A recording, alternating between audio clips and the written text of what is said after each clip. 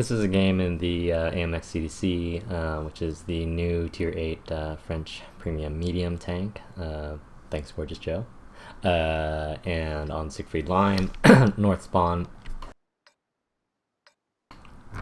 So we're top tier, but the CDC is it has the same gun as the FCM, so it has a pretty good gun on it. It's really tall for a medium. It's rather quick, but it doesn't really have any armor, so it's a little bit squishy. So it's something that you ideally don't want to play frontline, but on a map like Siegfried Line, you want to look to have flanking opportunities. So what we'll do here initially is set up someplace in the middle, look to see if we can get some easy shots, and then watch where our team goes, watch where their team goes, and then decide how we can best bring our firepower to bear without exposing too much of our weakness, which is the fact that we're a big target that really can't stop any damage. And so when you look at our dispersion, right, we're sending our one tank destroyer out there, a low tier tank destroyer out to the field with our 2 artillery. It's not usually that good of a sign. We're sending a lot of people to town, so we're going to have to win in this town side at some point. So that's something that we're going to keep an eye on as the game sort of develops. And then you can see how our 5100 is going in through there, so he's going to light anything that tries to move up this lane. And so our team is somewhat aggressively moving forward. The 5100 moved into that E7, E8 area, which is actually a pretty good area if you can get there. Not so much for a 5100, but potentially for relatively fast tanks with decent armor, like say an IS-3 or a 110 or something like that. We also have our Tiger 2 pushing down the 9 line right now, which is again not necessarily advisable, but it looks like he might be able to make it, so kudos to him. Otherwise, we have a pretty standard setup here. They're starting to push this IS-3 into this midline here through the F6. So what I want to be able to do is get around to the other side of him and see if there's anyone else on that 5 line, and if there's not, push behind the IS-3 as soon as possible, because he's basically ISO'd himself. So that's something like this super Pershing that's in front of us could do, but he's backing off a bit, but we'll see what happens. And this IS-3 is in a position where the AMX 5100 is shooting him from the other side. And the Super Pershing is coming up behind. The 5100 still has shots on this guy. And so that we took out a tier 8 pretty quickly because he ISO'd himself, and we were fast enough to get to the flank. And so I know that SU-14-2 just shot, and I know that he's also in that lane over there, so I'm not too worried about him shooting me right now, but I still bounce on the T-32. I think I bounced the second shot as well.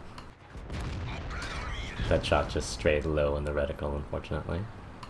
But our Super Pershing is slowly coming around on the other side here. I have to be careful because I can get shot in the back here, but I'm trying to sort of skirt between not getting shot by the T-32 or any artillery that's in the field and not getting shot by these guys that are out here.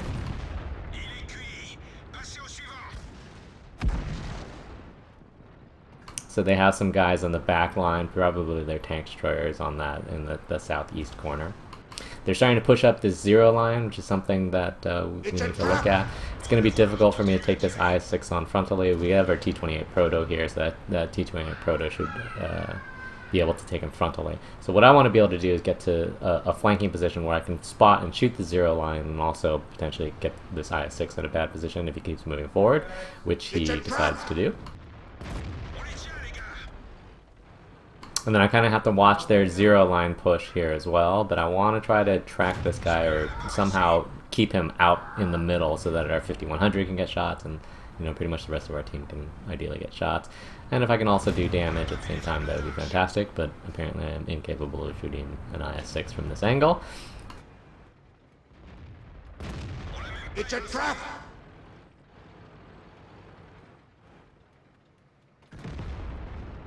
But luckily the T-28 Proto comes in. So they've won on the field side over here. It's still not that big of a problem though. We won in town, so that's the bigger victory. This Tiger P is right here. Eventually this Bulldog, I think over here, is going to get flanked by their guys coming through here. So I want to clear off this side so that at least he has a place to exit through. He's playing a little bit passive. He should just get around this Tiger P. we're pushing in, so we're putting some pressure on their back line over here, so I don't have to worry about getting shot by the Roomba or the 122-44. It's a trap!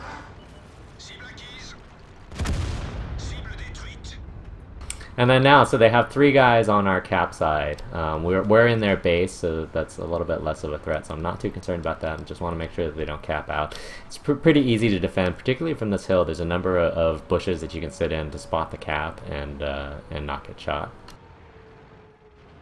And there's plenty of time. There's only 1 on cap, and so that's something to keep in mind, which means that the T-71 went the other way, and he just got lit. The T-20 is not going to be able to cap out. I have a T-69 here with me. It's a trap! And then I need to get to this other side to try to get to where the T-69 is to potentially cover him. It's a trap! Unfortunately, I do not get here in time.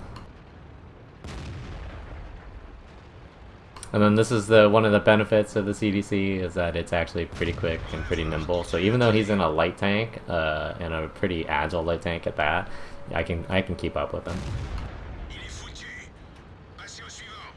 And then it's pretty much just a super Pershing.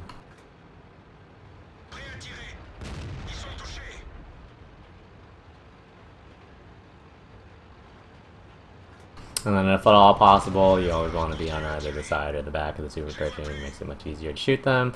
And of course, if you shoot them through the rear, increased chance of fire, etc, etc, etc.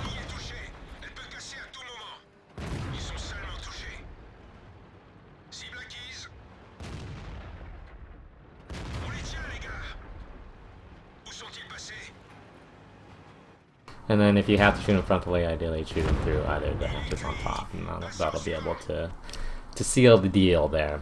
So essentially what we wanted to do with this tank, or we were able to do what we wanted to do with this tank, which was move up to a forward position where we didn't have to front line, we didn't have to spot, we didn't have to poke out against the T-32 or the Tiger P or the JT-88 or anything like that. So we didn't have to poke into those guns, but we're close enough where we can be opportunistic. So like when that IS-3 pushed into this F6 area, we drove around and were in a position where we could get to his flank. And so you always want to be in a position where you can move, especially in a really quick tank where you can move to get shots.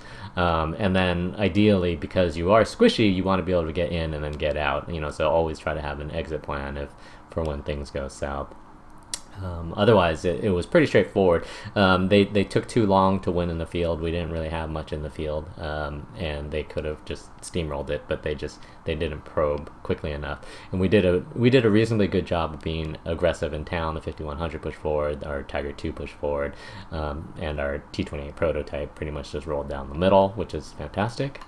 And that's sort of how you just take apart the team. Their team was a little bit too spread out. They had too many of their tank destroyers back in the base on the 0 line, which is relatively useless. They needed more of their firepower in the middle of the map in order to try to actually have a chance to stop us there.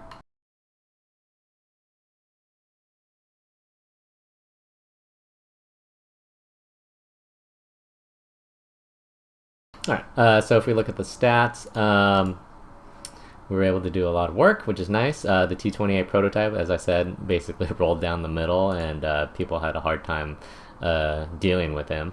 So that's always what you want to see. If you can bully, you should bully. That's the general rule of thumb.